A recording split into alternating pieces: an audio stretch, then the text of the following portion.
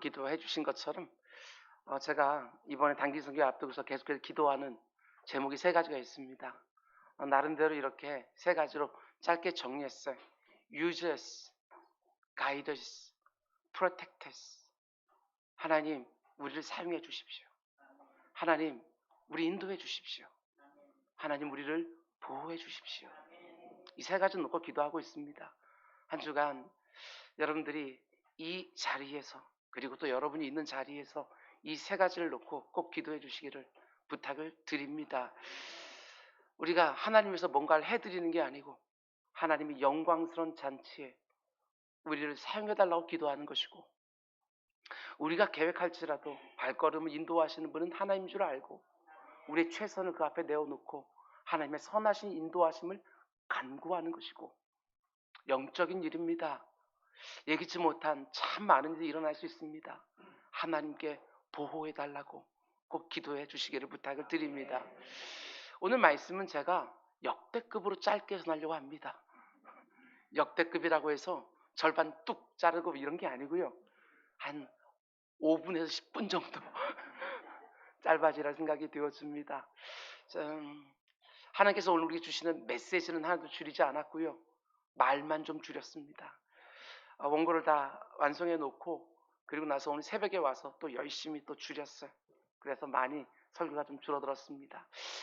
이렇게 하는 이유는 오늘 말씀 마친 이후에 단기 선교를 내일 새벽에 떠나게 되어서는 29명의 선교대원들이 준비한 것들이 있습니다. 지금까지 기도해 주시고 헌금해 주시고 또한 응원해 주시고 또한 나와서 이것저것들 만드는 것 도와주신 우리 성도님들께 우리 이렇게 준비해서 갑니다 라고 하는 것들 여러분들 잠깐 보여드리고 가려고 합니다. 여러분들이 대학교 다닐 때에 선교 여행을 갔다고 한다면 그건 비전 트립 이렇게 부르는 게 맞을 겁니다.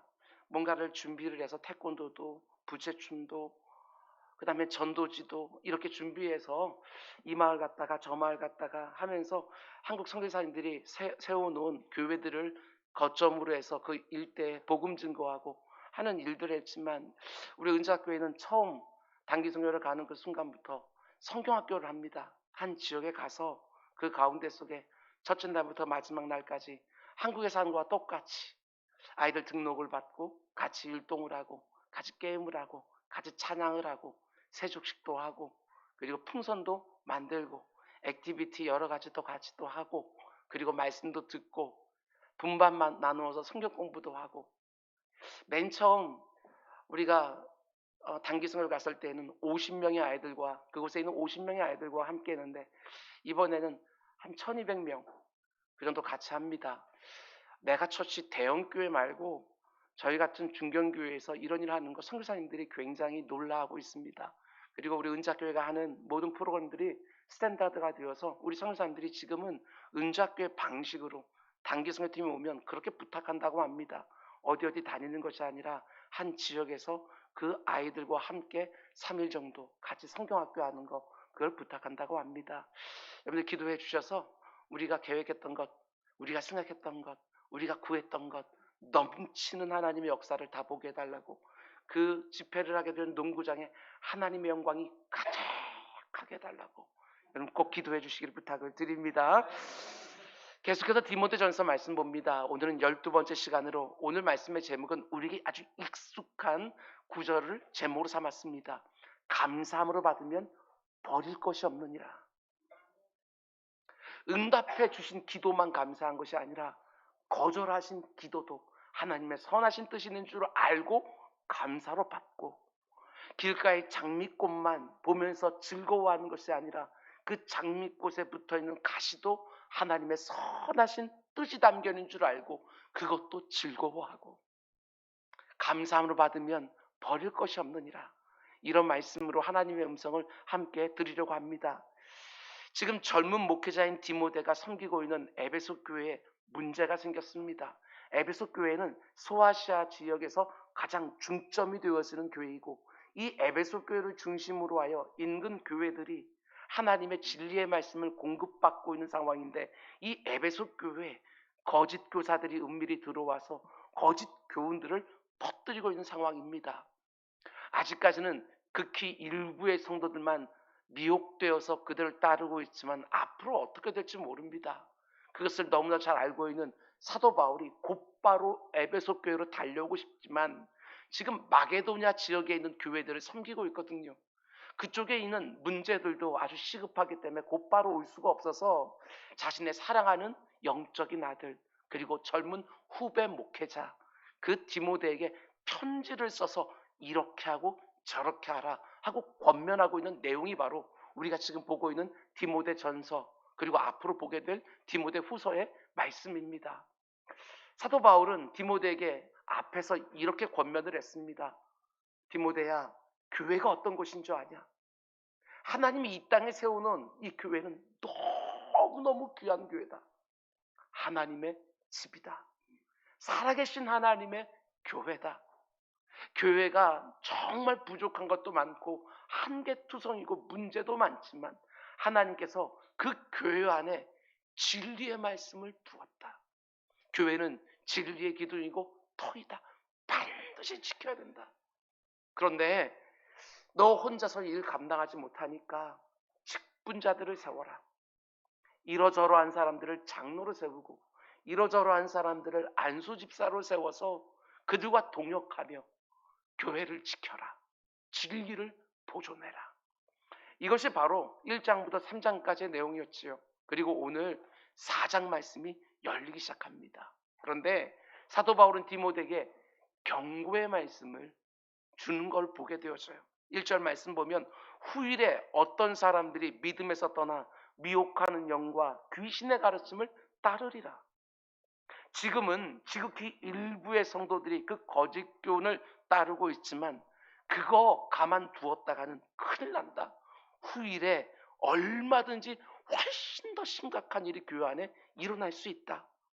어떤 사람들이 믿음에서 떠나게 될 것이고 그들이 미혹하는 영과 귀신의 가르침을 따를 것이고 교회를 심각하게 흔들어 놓을 것이다. 그러니 반드시 영적으로 깨어서 교회를 지키고 성도들을 보호해라. 이 말을 하는 것이지요. 여러분도 그렇고 저도 그렇고 이 말씀 우리에게 주는 말씀으로 꼭 받아야 됩니다. 지금은 아니지만 후일에 우리 가운데에도 이런 사람들이 얼마든지 나올 수 있다. 그 말씀으로 우리도 받는 것이지요. 그런데 이 경고의 말씀은 지금 에베소 교회를 목회하고 있는 디모데에게 주기 이전에 이미 에베소 교회를 섬기고 있는 장로들에게 바울이 주었던 말씀입니다. 이미 에베소 교회를 섬기고 있는 장로들에게 주었던 경고의 말씀을 지금 그 교회를 목회하고 있는 젊은 담임 목사 디모데에게 다시 한번 주고 있는 것이지요. 언제 주었습니까? 사도행전 20장 말씀 보게 되어지면 사도 바울이 자기를 잡으려고 기다리고 있는 사람들이 가득한 예루살렘으로 올라가면서 자신이 사랑했던 에베소 교회 장로들을 밀레도라고 하는 섬으로 다 부릅니다. 그리고 이렇게 말하는 것이지요. 내가 떠난 후에 사나운 이리가 여러분에게 들어와서 그 양떼를 아끼지 아니하며 또한 여러분 중에서도 이게 참 무서운 거예요. 사나운 이리만 경계하면 되는 것이 아니라 여러분 중에서도 그 앞에 있는 사람들 누구예요? 장로들. 너희 장로들 중에서도 제자들을 끌어서 자기를 따르게 하려고 어그러진 말을 하는 사람들이 일어날 것을 내가 아노라. 바울이 이렇게 말하는 거예요. 사도 바울이 이 에베소 교회에 흉악한 일들이 들어올 것을 미리 예언을 하는데 특별히 여기 나온 표현 좀 보십시오. 사도 바울이 예루살렘으로 올라가면서 이제는 다시 보지 못할지도 모르는 그 사랑하는 에베소 교회 장로들. 사도 바울이 여러 교회를 섬기지만 그 가운데 무려 3년 동안 섬겼던 가장 길게 섬겼던 에베소 교회. 그 에베소 교회를 중심으로 해서 소아시아 지역에 복음을 천만하게 뿌렸던 그 사도 바울. 자기와 동역했던 자기가 세웠던 그 장로들과 마지막 작별 인사라는 바로 그 자리에서 그 장로들에게 이렇게 말하는 거예요. 후일에 사나운 이리가 교회에 들어와서 주님의 양떼들을 공격할 거다. 그런데 여러분 가운데에서도 장로들 가운데에서도 그 사나운 이리에게 미혹되어 성도들을 자기를 따르게 하려고 이전에는 주님을 따르게 하는 일에 힘을 썼던 장로들인데 이제는 자기를 따르게 하려고 어그러진 말을 하는 사람이 나올 것이다. 여러분, 이게 우리에게 낯선 풍경입니까? 그렇지 않습니다. 담임 목사는 담임 목사대로 자기 말을 따르게 성도들을 미혹하고, 장로는 장로대로 자기 말을 따르게 하려고 성도들을 미혹하고, 그러면서 교회가 2개로 3개로 깨어지는 거 여러분, 우리 숱하게 보지 않습니까? 그런 일들을 사도 바울이 지금 경고하고 있는 거예요. 그때 그 장로들이요, 그 앞에서 얼마나 당황스럽고 놀랐을까. 그 분위기를 한번 생각해 보셔요. 사랑하는 그 장로들과 함께 자기들이 존경하고 따랐던 그 사도 바울, 그렇게 같이 부둥켜 안고 울어요. 가지 말라고, 가면은 큰일 난다고. 지금 분명히 거기들이 당신을 잡으려고 다 기다리고 있어요. 가지 말라고. 에베소 교회 장로들이요, 만류에 만류라는데 사도 바울이 나의 달려갈 길, 나는 조금도 내 목숨 아끼지 않습니다 하면서 이 교회를 부탁하고 떠나는 그 자리에서 사도 바울이 당신들 가운데 속에서도 사나운 이들에게 미혹되어서 성도들을 편가르는 데 쓰임받는 사람들이 나올 것입니다. 그러니 근신하십시오. 이렇게 말하고 있는 거예요. 저는 이 구절을 묵상하면서 우리 주님의 모습이 한 군데 생각이 났어요. 우리 주님이 십자가에 달려 죽기 바로 전날 밤 3년 동안이나 동고동락했던 12명의 제자들과 함께 마지막 식사를 나누는 그 자리. 요한복음 말씀 보게 되어지면 요한복음 13장부터 17장까지 시뻘겋게 써 있으면서 우리 주님이 마지막 시간이니까 그 제자들에게 너희들 이렇게 해야 된다, 저렇게 해야 된다, 너희들 두려워하지 마라, 내가 너희들 초소를 예배하러 먼저 가는 것이다, 이 세상이 너희들을 공격할 것이지만 그러나 너희는 이 세상 하나님의 자녀들로 사는 것이다 하면서 그 놀라운 말씀들을 다 주는 거예요. 근데 그 자리에서 우리 주님 뭐라고 말씀하십니까? 너희들 중에 하나가 나를 팔리라. 그 분위기가 어떻겠어요? 그때 제자들이 너무나 놀라고 두려워하면서 주여 내니까, 그 팔자가 내니까 다 돌아가면서 내가 주님을 그들에게, 원수들에게 넘겨주겠습니까? 하고 다 묻는 그 자리, 그 모습하고 이 밀레도 섬에서 사도 바울과 그 에베소 교회 장로들의 모습이 이렇게 겹치는 거예요. 여러분, 나는 절대로 아닐 거라고 생각하지 마시기 바랍니다. 누구도 예외가 없습니다. 누구나 다 그렇게 될 수 있는 거예요. 정신 바짝 차리지 않으면 목사도 미혹될 수 있는 것이고 장로도 미혹될 수 있는 거예요. 그리고 성도들을 자기 편으로 만들어서 얼마든지 귀한 교회를 2개, 3개로 쪼갤 수 있는 것이지요. 그러므로 늘 근신하며 깨어있으라. 교회를 깨뜨리고 성도를 미혹하려고 하는 사나운 이리떼들로부터 교회를 온전히 지키고 하나님의 양무리를 보호하기 위하여 늘 영적으로 깨어있으라. 우리 다 같이 들어야 되는 그런 말씀이지요. 지금 괜찮다고? 아닙니다. 사도 바울이 이렇게 말합니다. 후일에, 지금 평안하다고 마음 놓고 있는 것이 아니라 언제든지 이런 일이 일어난 줄 알고 깨어서 경성하여 근신하라. 이렇게 말하는 것이지요. 저는 우리 교회 모든 성도님들이 깨어있기를 원합니다. 교회에 모여서 기도하고 말씀 들을 때 진리의 말씀을 사모하고 일상 가운데 속에서도 경건 생활들을 감당하며 그렇게 깨어있어야 조금만이라도 영이 다르면 그것들을 바라보면서 우리에게 쫓아낼 수 있는 것이고, 그리고 우리 가운데 교회를 분열시키는 조금의 감정의 미동조차도 그것들을 직감하면서 그 가운데 나를 경성케 하는 거 아니겠습니까? 이와 같은 일로 이 귀한 교회, 진리의 기둥과 터가 되는 이 교회를 잘 지키고 보존하는 우리 모두가 될 수 있기를 주님의 이름으로 축원드립니다. 근데 이어지는 말씀 보면 그 사나운 이리떼들이 교회 안에 은밀히 들어와서 양떼들을 노략질하려고 퍼뜨리는 악한 교훈들 가운데 대표적인 2가지를 말합니다. 3절 말씀 보면 혼인을 금하고 어떤 음식물은 먹지 말라고 할 터이나 음식물은 하나님이 지으신 바니 믿는 자들과 진리를 아는 자들이 감사함으로 받을 것이니라. 그 사나운 이리들, 그 악한 영의 사주를 받은 거짓 교사들이 교회 안에 은밀히 들어와서 성도들을 미혹하는 거짓 교훈들 가운데 대표적인 2가지, 그게 무엇입니까? 혼인하지 마라, 이런저런 것은 먹지 마라. 이런 것들이라는 것입니다. 여기서 혼인과 음식에 대해서만 말하고 있지만 단지 이 두 가지에 대한 것이 아닙니다. 거짓된 금욕주의, 뭔가를 하지 말고 뭔가를 금하고 하는 거짓된 금욕주의를 말하는 거예요. 지금 에베소 교회 안에 퍼지고 있는 잘못된 교훈 중에 하나가 바로 거짓된 금욕주의예요. 이걸 기억하셔야 됩니다. 우리가 고백하고 있는 기독교 신앙은 절대로 금욕주의를 말하는 것이 아니다라는 것이지요. 어떤 사람들은 기독교 신앙에 대해서 이런저런 것들은 안 하고 이런저런 것들은 금하고 이런 식으로 말하고 하지만 절대로 그렇지 않습니다. 기독교 신앙이 말하는 경건이라는 건 절대로 이런 것들 안 하고 저런 것들 금하기만 하면 되는 그런 저급한 금욕주의를 말하는 것이 아니라는 게, 여기서 말하는 혼인은요 성욕에 대한 것이고 음식은 식욕에 대한 거예요. 근데 우리가 잘 아는 것처럼 하나님은 절대로 성욕과 식욕을 악한 거라고 말씀하지 않으신다는 것입니다. 오히려 하나님이 주신 선물, 이렇게 말하고 있는 거예요. 그런데 에베소 교회에 들어온 거짓 교사들이 뭐라고 하십니까? 혼인하지 말라고. 하나님만을 집중적으로 사랑해야지 혼인하지 말라고. 아무 음식이나 먹는 것이 아니라고. 이런저런 음식 먹지 말라고 할 때 이런저런 음식은, 여러분 초대교회 보게 되면 이런 식으로 가르치는 사람들이 굉장히 많이 있었어요. 시장에서 파는 그 고기는 이방 제단에 먼저 들어졌다가 나와서 시장에서 팔리고 있을 수 있으니까 고기를 먹지 말라고.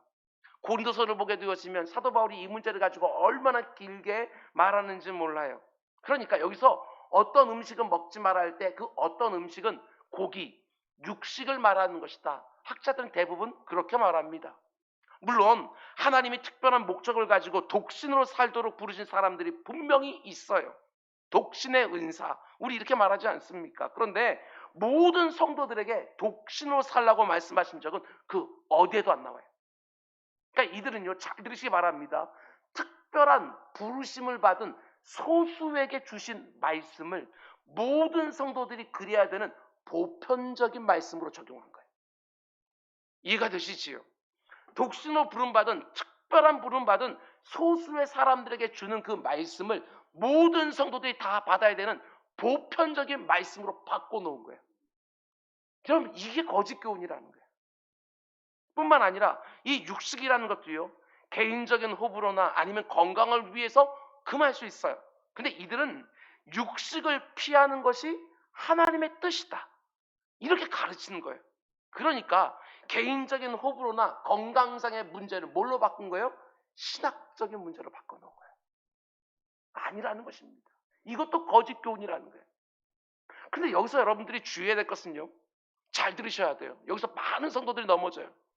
결혼하지 않아야 된다, 어떤 음식을 먹지 말아야 된다, 이렇게 거짓 교훈을 가르치는 사람들이 겉으로만 보면 바른 교훈을 가르치는 사람들보다 더 경건해 보인다는 거.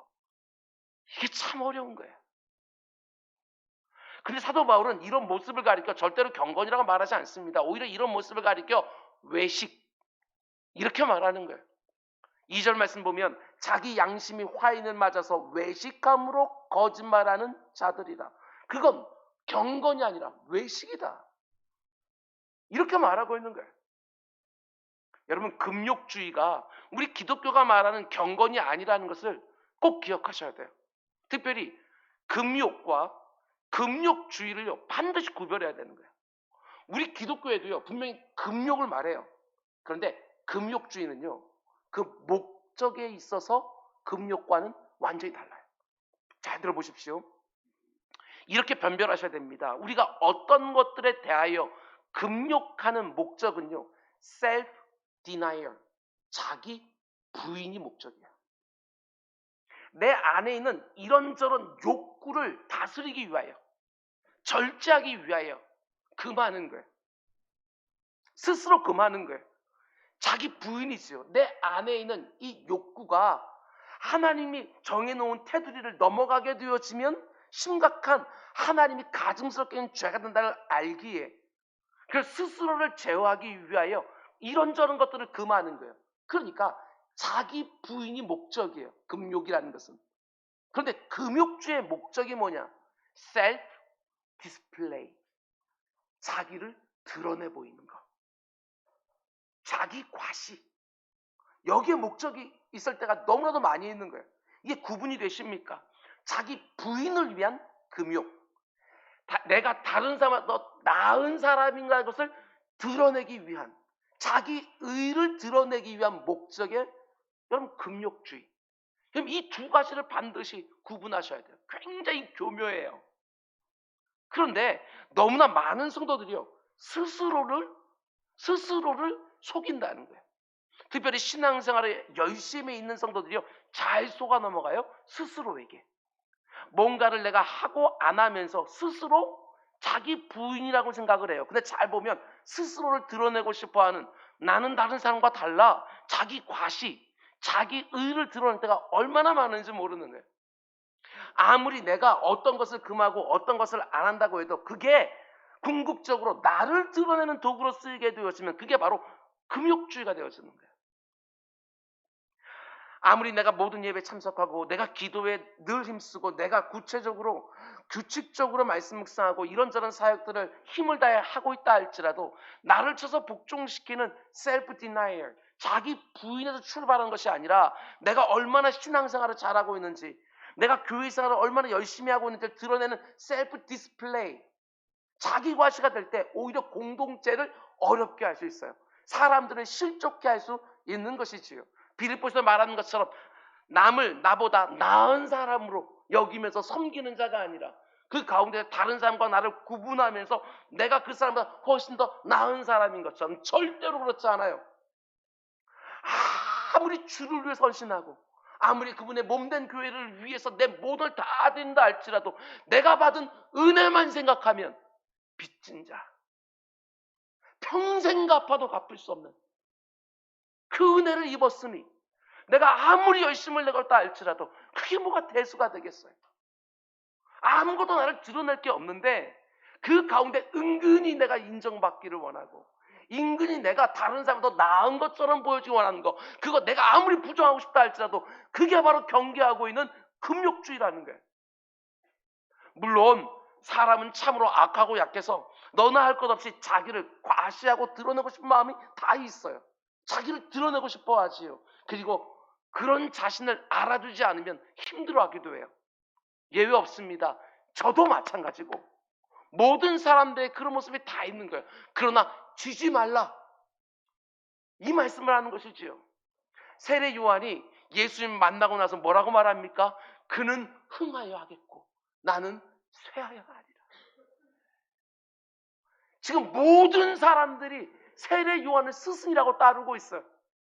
세례 요한이 세례를 준 그 요단강에 많은 사람들이 몰려들어서 세례를 받기를 원하고 그분의 말씀을 듣기를 원하고, 그런데 이제 막 나타난 그 예수 그리스도를 바라보면서 보라 하나님의 어린 양이다 그렇게 말하면서 나는 그분의 신발끈도 풀지 못한다.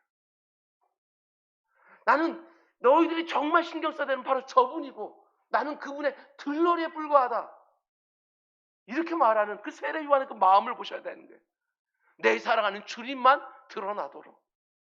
여러분 초대교회 때 복음을 증거하던 그 사도들이요, 베드로와 요한도 마찬가지.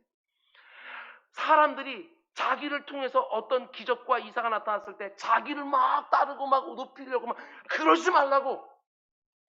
오직 이거 예수 그리스도의 이름으로 된 거라고, 나는 아니라고 극구 부인하던 그 모습. 왜? 조금이라도 그 영광 가로챌까 봐 중간에서. 예수 그리스도의 복음을 위해서 그렇게 모든 걸 다 버리고 충성한 사도 바울도 이렇게 고백해요. 내가 모든 사도보다 더 많이 수고하였으나 내가 한 것 아닙니다. 오직 나와 함께 하신 하나님의 은혜입니다. 내가 그렇게 예배하고 기도하고 말씀 묵상하고 이런 사역을 열심히 감당할 수 있었던 것도 오직 하나님의 은혜 때문이라고. 아무리 다른 사람보다 내가 더 수고했다 할지라도 그게 나를 드러내는 셀프 디스플레이, 자기 과시용의 도구가 아니라 오직 하나님만 드러내는 수단이 되어질 때 하나님이 영화롭게 되어지고 그런 헌신과 충성을 통해 내 곁에 있는 사람들이 다 복을 누리는 것이고, 신앙생활을 하면 할수록 나는 사라지고 나를 통해서 예수 그리스도만 선명하게 보이게 되어서는 자기 부인의 앞장서는 우리 모두 될 수 있게 주님의 이름으로 축원드립니다. 그런 교회가 건강한 교회예요. 그런가 하면 이 부분도 꼭 보셔야 됩니다. 외적으로 아무리 경건해 보인다 할지라도 그것이 꼭 내적인 경건을 보증해 주진 않는다. 다시 말씀드립니다. 외적으로 아무리 경건해 보인다 할지라도 그것이 꼭 내적으로 경건하다는 보증이 아니에요. 얼마든지 다를 수 있는 거예요. 예수님이 이 땅에서 사역하실 때 바리새인들을 어떻게 보셨는지 생각해 보십시오. 그들이 주님의 칭찬과 인정을 받았어요? 아닙니다. 정말 신랄한 책망을 받았어요. 그 당시 바리새인들은 오늘 본문에서 거짓 교사들이 가르쳤던 것처럼 음식물 정말 철저히 갈아서 먹었어요. 어떤 음식물을 먹으면 그 음식이 자신을 부정하게 만든다고 생각했던 것이지요. 그래서 거절했던 거예요. 근데 예수님이 그들을 향해서 뭐라고 말씀하십니까? 무엇인지 밖에서 사람에게로 들어가는 것은 능히 사람을 더럽게 하지 못하되 사람 안에서 나오는 것이 사람을 더럽게 한다. 몸 밖에서 몸 안으로 들어가는 것이 사람을 깨끗하게 하고 더럽게 하는 것이 아니라 그 몸 안에서 나오는 것이 그 사람이 깨끗한가 더러운가를 판단하게 한다는 거예요. 그런 면에서 볼 때 무엇이 참된 경건입니까? 형식적이고 외면적인 경건, 밖으로 드러나는 경건해 보이는 모습 하나하나로 판단하는 것이 아니라 내면적인 경건에서 나오는 외면적인 경건의 모양, 그것이 바로 참된 경건이에요.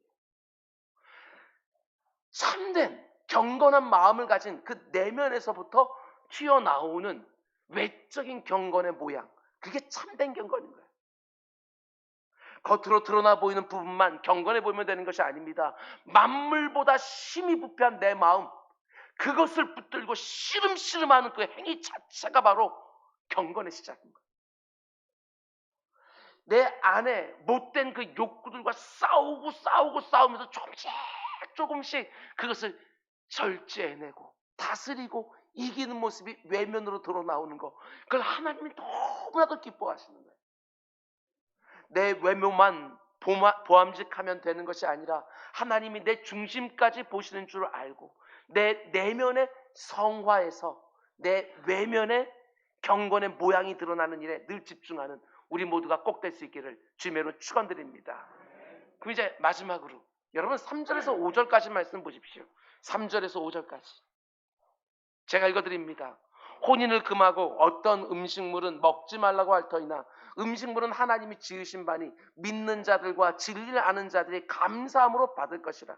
하나님께서 지으신 모든 것이 선하매 감사함으로 받으면 버릴 것이 없나니 하나님의 말씀과 기도로 거룩하여 짐이라. 아멘.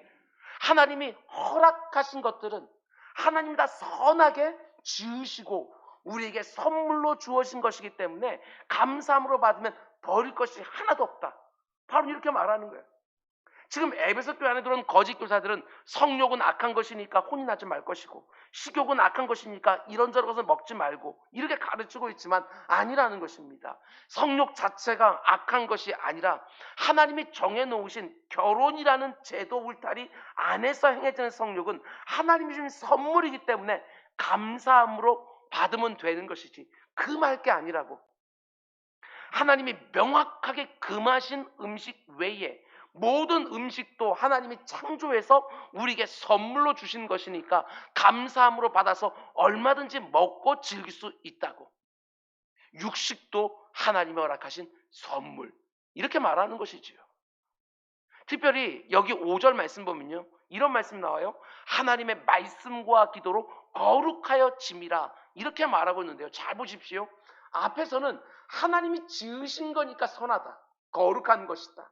그 뒤에 보게 되었으면 우리가 감사함으로 먹으면 그것은 거룩한 것이다, 선한 것이다, 이렇게 되어져 있는 거예요. 잘 보면 하나님이 우리에게 준 모든 것은 하나님이 창조하신 것이니까 모두가 다 거룩한 것들인데, 하나님이 주신 것들을 선하게 지어서 우리에게 선물로 주신 것들을 우리가 감사함으로 받으면 그 모든 것들이 또 한 번 거룩해진다, 이 말하는 거예요. 그러니까 이중적으로 거룩해지는 거예요.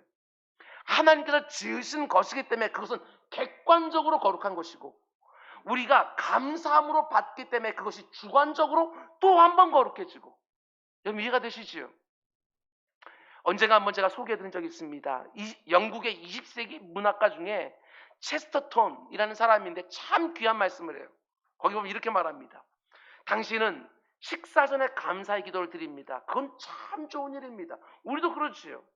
앞에 있는 음식을 보면서 이 모든 먹는 거 이게 당연한 것이 아니고 하나님의 은혜로 주신 것이고 이 안에 많은 사람들의 수고들이 담겨져 있고 그리고 일용할 양식도 힘든 분들 너무너무 많다는 것도 알고 있고 그 음식을 먹으면서 감사의 기도를 먼저 드리는 거 이거 너무너무 당연하고 좋은 거예요.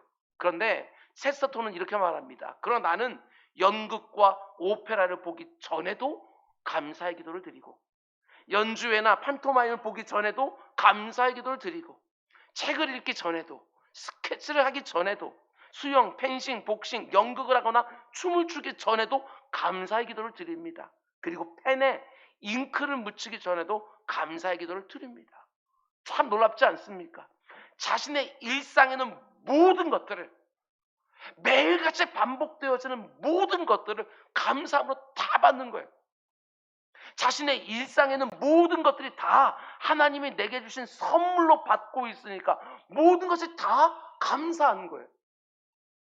죄인 중에 괴수인데 그 모든 것들을 은혜로 내게 다 주신 것이니까 내가 일상적으로 모든 걸 다 그냥 당연히 누린 것 같다 할지라도 그 모든 것들이 다 하나님의 선물이니까 감사의 기도를 먼저 드리고 그 모든 걸 다 하고 있는 이 모습이 보이세요? 감사하면 버릴 게 없느니라. 하나님이 나에게 허락하신 모든 것들을 감사함으로 받는 것입니다. 그 어떤 상황이라도 그 어떤 사람이라도 하나님이 내게 붙여주신 선한 것으로 감사함으로 받는 거예요. 오늘 내 삶에 주어져 있는 가정과 직장과 교회와 내가 손으로 하고 있는 모든 일들을 감사함으로 받는 게 다 선한 것이 되어지는데 내 사랑하는 배우자, 남편과 아내 부족한 점 많이 있지요. 그런데 하나님께서 나에게 선물로 주신 거 하고 감사함으로 받으면 그 가운데 속에 보석 같은 것들이 계속 튀어나오는 사랑하는 자녀들 허락해 줬는데 다른 자녀들 볼 때 좀 미흡한 것이 있다 할지라도 하나님이 내게 과분한 선물로 주신 그런 자녀라고 생각하게 되어지니까 그 자녀를 보면서 감사가 또 쏟아지게 되어지는 그런 면에서 여러분 성과 속을요 함부로 구분하지 마세요.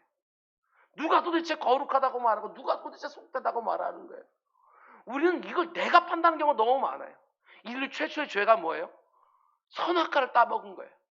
오직 하나님이 선하다고 말하면 선한 것이고 하나님이 악하다고 말하면 악한 것인데 우리가 선악과를 따먹고 스스로 선과 악을 구분하려고 했던 거 그게 인류 최초의 죄잖아요. 그런데 하나님은 우리에게 거룩하다고 주었는데 내가 그것을 속되다고 말을 해요.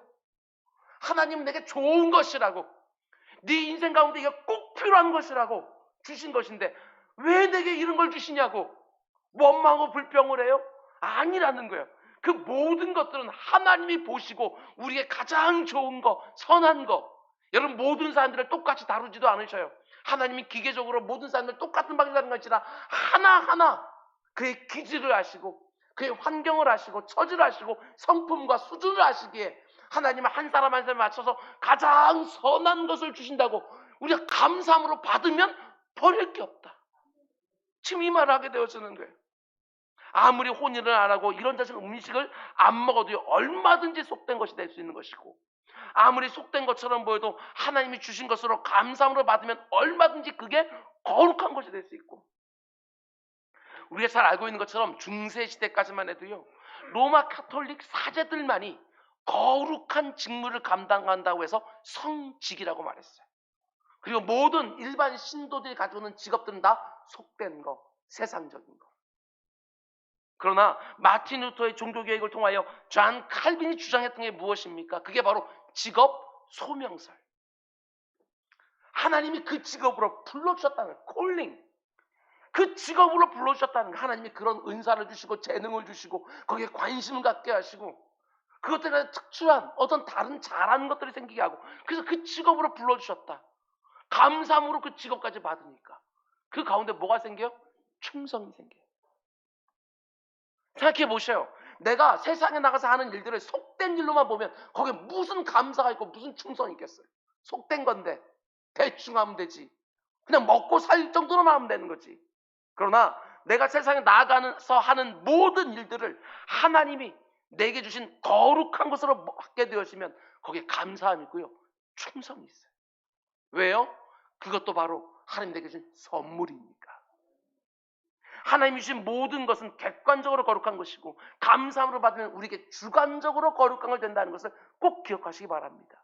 하나님이 주신 모든 것이 거룩한 것이기 때문에 모든 것이 다 객관적으로 성에 속하는 거예요. 그런데 하나님이 객관적으로 주신 그 거룩한 것을 내가 주관적으로 속되다고 함부로 말하지 말라. 여러분, 오늘 굉장히 중요한 말씀을 함께 나누었어요. 내가 직장에서 일하는 것도, 내가 사업장에서 회사를 경영하는 것도, 내가 가정에서 사랑하는 가족들을 위하여 음식을 준비하고 가사일을 하는 것도, 자녀를 양육하는 것도 하나님이 내게 허락하신 너무나도 선하고 거룩하고 귀한 것인 줄 알고 감사함으로 받으면 하나님 나를 보내신 곳에서 하나님 나에게 맡기신 그 일들을 충성됨으로 감당하게 되어지는 거예요. 하나님이 내게 주신 모든 관계를 감사함으로 받으십시오. 내 남편과 아내와 나의 부모와 나의 자녀, 교회 안에서 만나는 모든 지체 하나하나를 힘을 다해 수고하면서 섬기고, 심지어 지금 내가 경험하고 있는 아픔과 슬픔과 고난과 어려움과 문제들도 그 안에 하나님이 선한 것들을 반드시 담아 놓았다는 것을 믿고 감사함으로 받으면 정말 버릴 게 하나도 없어요. 우리가 너무나도 잘 아는 것처럼 아무리 많은 것 좋은 것을 손에 가득 쥐고 있어도 그 안에 감사가 없으면 도무지 만족이 안 되고, 아무리 내 손에 쥔 것들이 없다 할지라도 그 빈손에 채워질 것들을 생각하고 먼저 감사하면 그 가운데에도 행복이 주어지는 거예요. 모든 것이 행복하기 때문에 감사해지는 것이 아니라 감사할 때 모든 것이 행복으로 가득하게 된다는 것을 다시 한번 마음에 새기고, 여러분, 내 눈부터 바꾸십시오. 감사하는 눈으로, 모든 것을 감사로 받을 수 있는 그 눈으로 바꿔놓으라고요. 그럼 어떻게 되어지느냐? 감사한 눈으로 내 주변을 다 바라보게 되었으면 그 평범해 보이던 그 일상에 있는 그 모든 것들이요, 새로운 의미와 가치를 갖기 시작해요. 전에는 원망거리였는데 하나님이 지으신 것이고 하나님이 내게 선물로 주신 것이기에 감사함으로 받기 시작하니까 평상시에는 원망의 제목이었는데 그것이 다시 새로운 가치와 새로운 의미를 갖기 시작하는 거예요. 내 주변의 모든 것이 다 새롭게 보기 시작하는 거예요. 아주 간단한 거예요. 오늘 이 말씀 그대로요, 그냥 눈을 딱 들어서 이 교회부터 한번 보십시오. 쭉 이런저런 문제도 있고 한계도 있고 모자라는 것 투성이지만, 그러나 하나님이 거룩하게 내게 꼭 맞는 것으로 내게 선물로 주셨다. 그리고 감사함으로 받으려고 보게 되었으면 저기 좀 모자란 것들까지도요, 갑자기 새로운 의미와 가치를 부여받기 시작하면서 하나님, 저 좀 써주세요. 저 부분은 채우고 싶어요. 이런 걸 되어지는 것이고, 가정 안에서도 좀 힘들고 어려운 것도 다 보이고 있지만 하나님, 정말 그 모든 것도 하나님이 내게 주신 선한 것을 믿고 감사하면 푹 받게 되어지니까 그 가운데 속에 그 부족한 것이 아니라 하나님의 은혜가 채워질 공간으로 하고 하나님께 더 간절히 부르짖게 되어지는 거예요. 그 감사한 눈으로 내 주변을 쭉 바라보면서 여러분, 이번 한 주간 모든 것들이 새로운 의미와 가치를 갖기 시작하는 복된 한 주간 꼭 되시기를 주님의 이름으로 축원드립니다. 기도하겠습니다. 사랑의 주님, 우리 눈이 심각하게 죄로 인하여 타락하고 부패해버렸습니다. 그래서 하나님이 지으신 거룩한 것도 속되다고 말하고, 하나님이 내게 과분하게 주었음에도 불구하고 어림없다고, 그 정도로 만족하지 못한다고 불평하고 원망할 때가 얼마나 많았는지, 주님, 우리의 눈을 바꿔주시사 그 눈으로 우리 일상을 바라보며 모든 것들이 감사함을 받게 되어지고 내 인생 가운데 불필요한 것이 하나도 없다고 하는 고백들을 드리는 우리 모두가 될 수 있도록 인도하여 주시옵소서. 이 모든 말씀 예수님의 이름으로 기도드렸습니다.